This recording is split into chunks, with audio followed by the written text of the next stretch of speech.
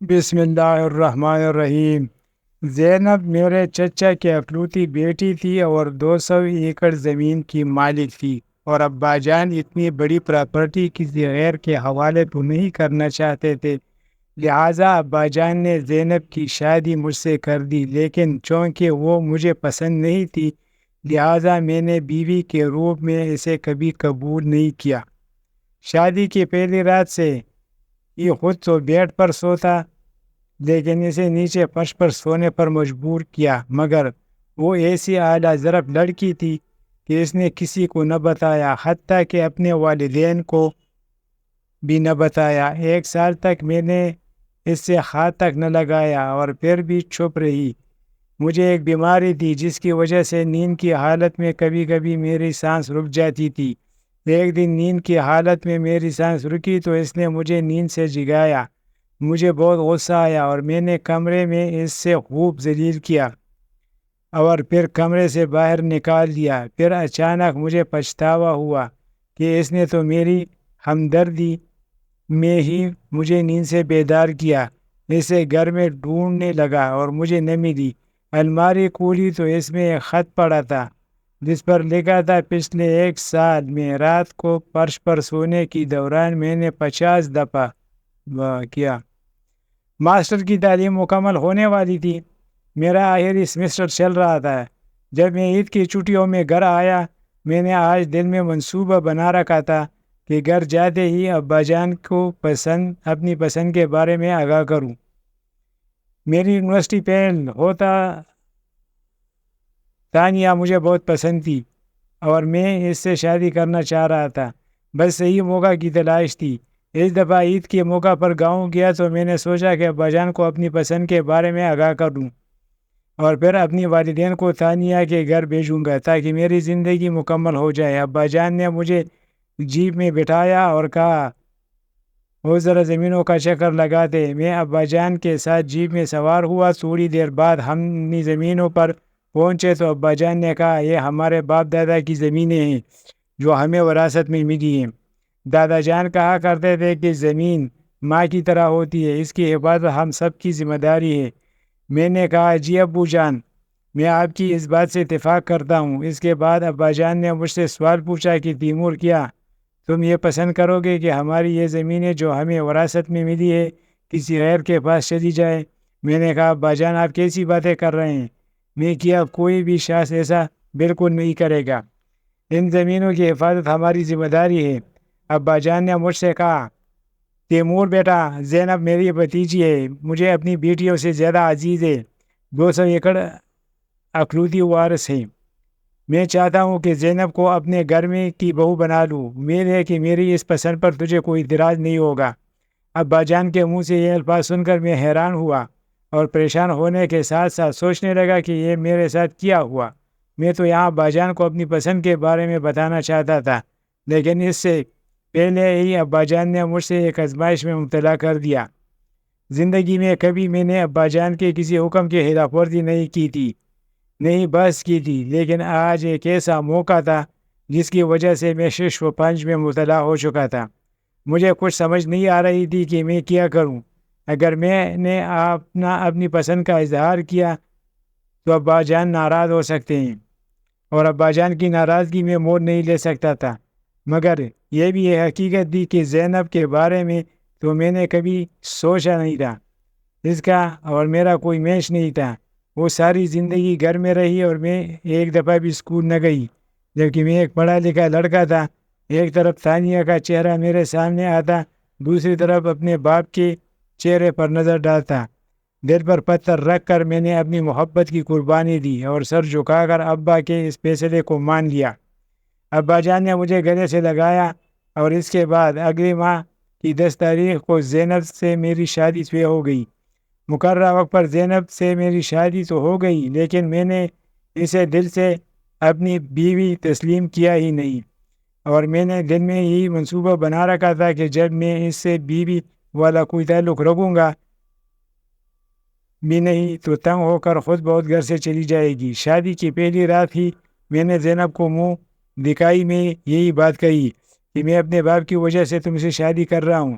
مگر میں نے دل سے تجھے اپنی بیوی تسلیم نہیں کیا۔ خود بیڈ پر سوتا اور اسے نیچے فرش پر سونے پر مجبور کرتا، مگر اس کے باوجود وہ بہت اعلیٰ ظرف لڑکی تھی۔ اس نے میری یہ بات کسی کو نہ بتائی۔ مجھے یقین تھا کہ وہ گھر جا کر اپنی ماں یا بہنوں کو میری اس حرکت کے بارے میں ضرور بتائے گی، اور جو باتیں میں نے اس سے کہی وہ ان سے کہے گی، لیکن اس نے ایسا کچھ نہیں کیا۔ اس کا ثبوت یہ ہے کہ میرا چچا بہت سخت آدمی تھی اور اپنی بیٹی سے بے پناہ محبت کرنے والا ہے۔ اگر وہ اپنے باپ کو بتاتی تو دوسرے دن ہی میرا چچا ادھر آ کر گھر میں ہنگامہ کھڑا کر دیتا، لیکن چچا نے ایسا کچھ نہیں کیا۔ یہ اس بات کا ثبوت ہے کہ زینب نے گھر جا کر میری شکایت نہیں کی تھی۔ میری تمام زیادتیوں کے باوجود اس نے ایک اچھی بیوی بننے کی کوشش کی۔ جب بھی اسے محسوس ہوتا تھا کہ میرا چائے پینے کا موڈ بن رہا ہے تو اسے خود بہت پتہ چل جاتا اور وہ کچن میں جا کر چائے بنانا شروع کر دی۔ اسے یہ بھی معلوم تھا کہ میں کون سے دن کون سی شرٹ پہناتا ہوں، اور جوتوں کے بارے میں بھی اسے پوری معلومات تھی۔ میری پسند کے کھانوں کے بارے میں بھی اسے علم تھا۔ وہ روایتی بیوی والے سارے فرائض انجام نبھا رہی تھی، جبکہ میں اسے مسلسل اگنور کر رہا تھا۔ میں اس پر روایتی شہروں والا کوئی حکم نہیں چلا رہا تھا کہ میرا فلاں کام کر لو یا یہ کام کر لو، لیکن اس کے باوجود وہ خود بہت میرے سارے کام کر رہی تھی۔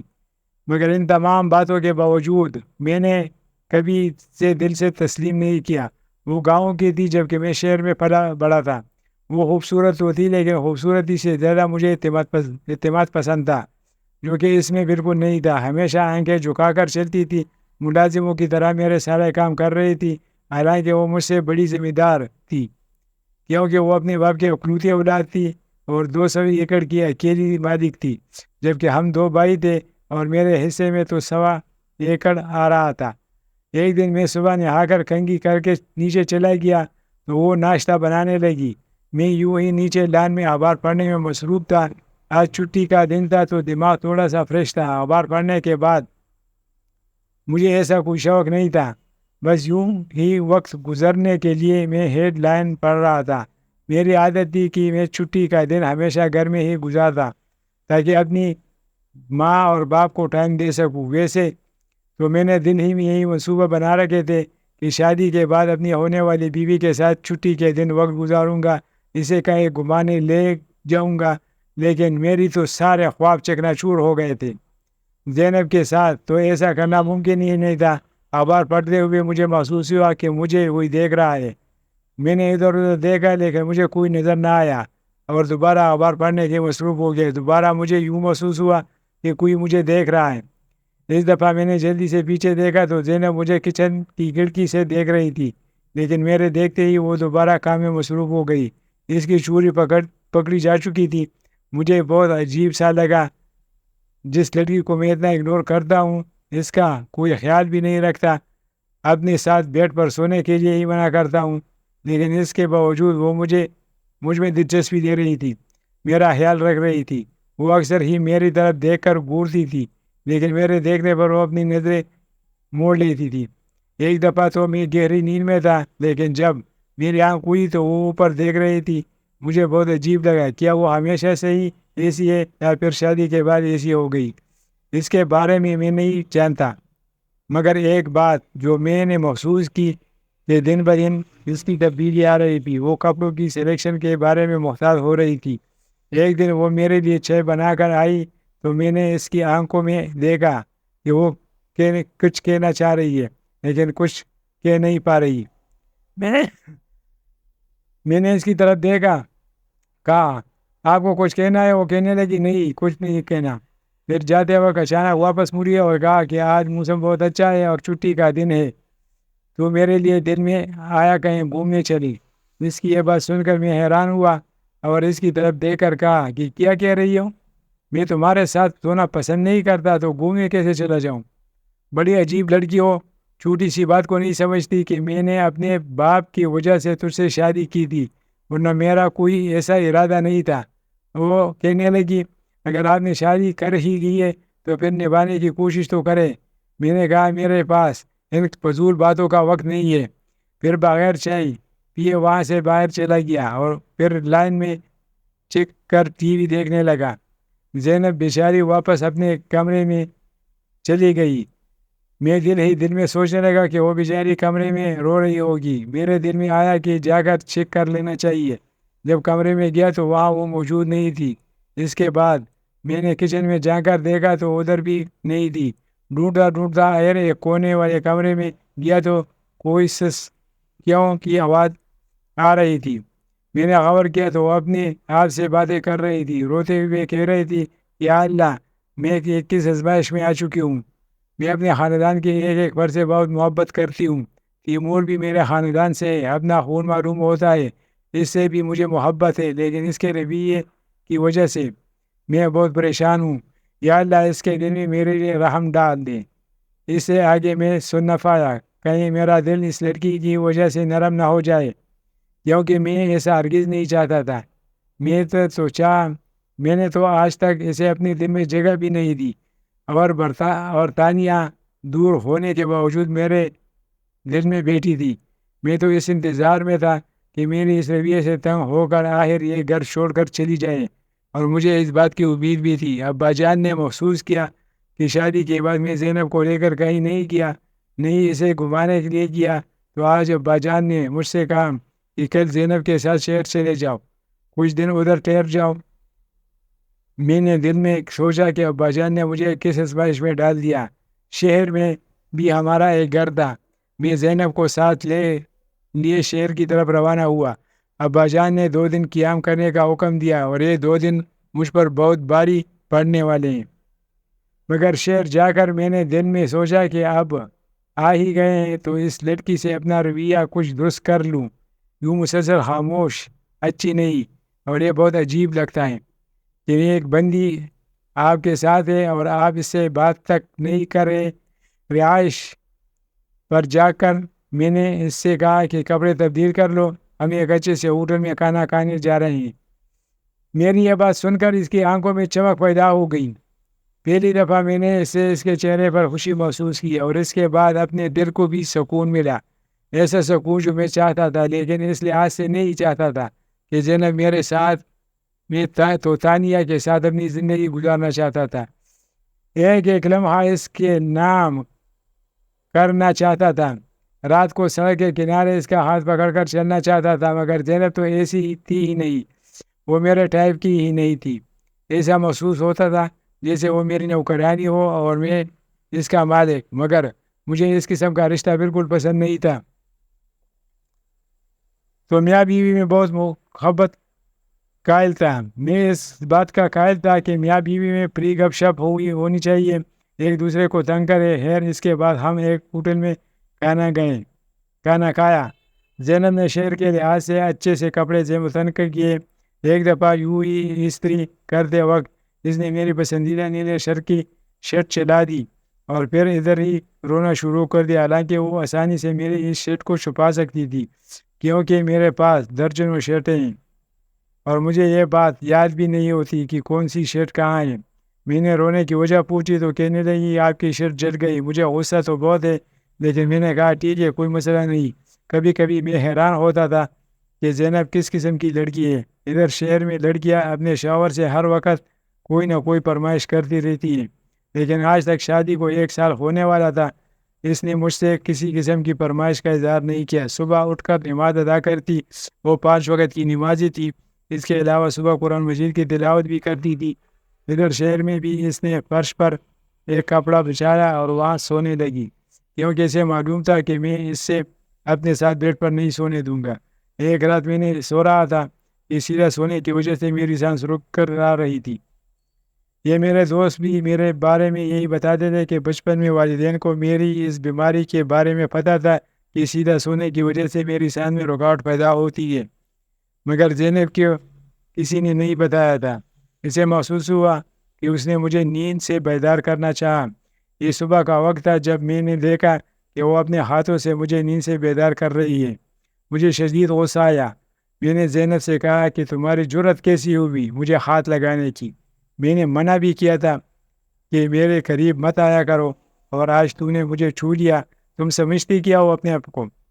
جب میں نے تم سے کئی بار کہہ چکا ہوں کہ میں نے دل سے تمہیں بیوی تسلیم کیا ہی نہیں، تو کیوں بار بار مجھے تنگ کرنے کے لیے آ جاتی ہو؟ وہ پھپھاتے ہوئے ہونٹوں کے ساتھ کہہ رہی تھی کہ دراصل آپ کی سانس رک رہی تھی اور چہرے پر کافی پسینہ تھا، تو اس لیے میں نے آپ کو بیدار کیا۔ میں نے کہا خبردار آئندہ مجھے ہاتھ مت لگانا۔ میں اپنے بیڈ سے اٹھا اور ہاتھ سے پکڑ کر کمرے سے باہر دھکا دے دیا۔ اس کے بعد کمرہ بند کیا اور دوبارہ بیڈ پر سو گیا، کیونکہ میری نیند پوری نہیں ہوئی تھی۔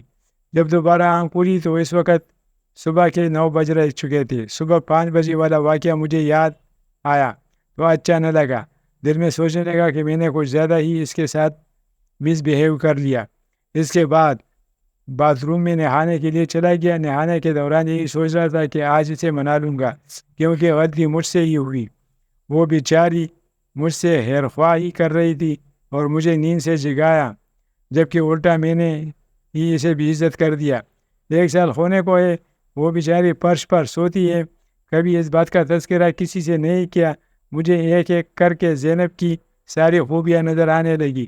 دل میں احساس ہونے لگا کہ یار تو نے تو ظلم اور جبر کی تمام حدیں پار کر لیے۔ خیر میں جلدی سے نہایا اور اس کے بعد دروازہ کھول کر اسے دیکھنے لگا، لیکن وہ مجھے نظر نہ آئی۔ کچن میں آیا، ادھر بھی نہیں تھی۔ جب باہر سین میں وہ مجھے نظر نہ آئی تو مجھے بہت پریشانی ہوئی۔ محسوس ہونے لگا کہ ایسا محسوس ہوتا تھا کہ جیسے کسی مچھلی کو کسی نے پانی سے باہر پھینک دیا۔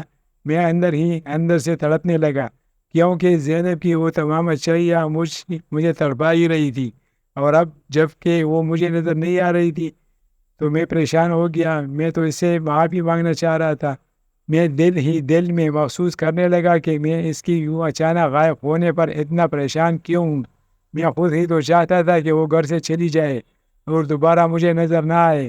اب جب کہ میرا کام ہو گیا تھا اور وہ چلی گئی تو میں اتنا پریشان کیوں ہوں؟ کیا میں اس سے محبت کرتا ہوں؟ میں خود سے پوچھنے لگا۔ نہیں، ہرگز نہیں۔ میں ایسی لڑکی سے کیسے محبت کر سکتا ہوں جو میرے محبت کے قابل تک نہیں ہے، جس کو بات کرنے کا سلیقہ نہیں؟ پھر میرے اندر سے آواز آئی کہ جاہل، تو اس سے محبت کرتا ہے تو اس کی حد سے زیادہ فرمانبرداری اور خاموشی نے تجھے اندر سے توڑ دیا ہے اور اس کا دیوانہ بنا دیا ہے۔ پھر میری آنا نے کہا ایسا ممکن نہیں۔ ایک ایک کر کے ساری اس کی اچھی باتیں یاد آنے لگی، کیسے وہ فرش پر بستر بچھائے سو جاتی تھی اور سوتے ہوئے بھی میری طرف دیکھتی رہتی، کس طرح وہ باورچخانے کی کھڑکی سے مجھے گھور رہی تھی، لیکن جیسے ہی میں نے دیکھا اس نے اپنا چہرہ چھپا لیا۔ یا ان ساری عادات کی وجہ سے میں اس سے محبت کرنے لگا ہوں؟ ہاں، میں اس سے محبت کرتا ہوں۔ میری انا کا بوجھ اتر چکا تھا۔ میں پاگلوں کی طرح بھاگ کر اسے تلاش کر رہا تھا۔ گھر میں نظر نہ آئی تو باہر گیٹ پر آیا اور سڑک پر دیکھا، لیکن مجھے کہیں نظر نہیں آئی۔ مجھے اس بات کی پریشانی نہیں تھی کہ ابا جان کو کیا جواب دوں گا کہ تم بیوی کے ساتھ گھومے گئے تھے، بیوی کہاں ہے؟ بس پریشانی تھی تو اپنی وجہ سے تھی، کیونکہ میں اندر سے بہت بے چین تھا۔ میں باہر سڑک پر گیا، ادھر بھی مجھے نظر نہ آئی۔ گاڑی نکالی، شہر کا چپا چپا چال مارا، تمام بس اڈوں کو دیکھا کہ شاید مجھے کہیں نظر آ جائے، لیکن مجھے کہیں نظر نہ آئی۔ میں دل میں بہت پریشان ہو رہا تھا۔ پھر سوچا شاید وہ کسی بس میں سوار ہو کر گاؤں کی طرف چلی گئی ہے۔ میں نے گاؤں سے رابطہ کیا تو وہاں سے بھی یہ خبر آئی کہ وہ یہاں نہیں آئی۔ تھک ہار کر واپس اپنی رہائش پر آیا، صوفے پر لیٹ گیا۔ سر سے لے کر پاؤں تک میں پسینے سے شرابور تھا۔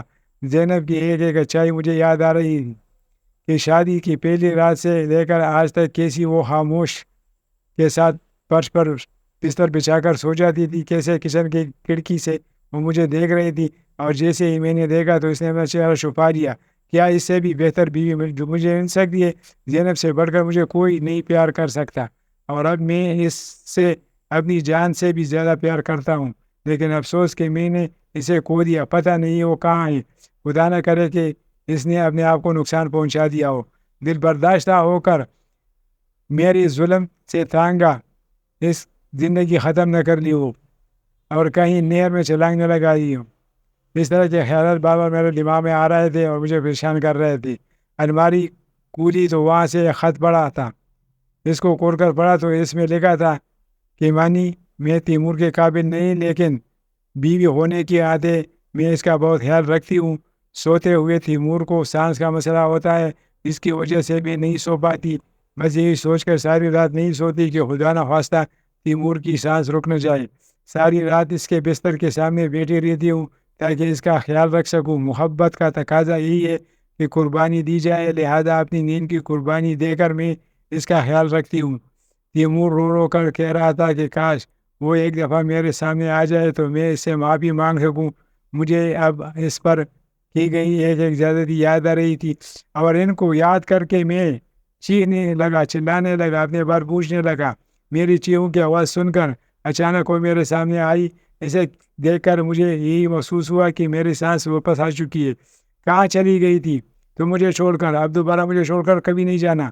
زینب کہنے لگی، جیسے ہی آپ نے مجھے صبح سویرے کمرے سے نکالا تو مجھے بڑا دکھ ہوا تھا، اور میں گھر کی چھت پر چلی گئی تاکہ میرے رونے کی آواز اب تک نہ پہنچ سکے۔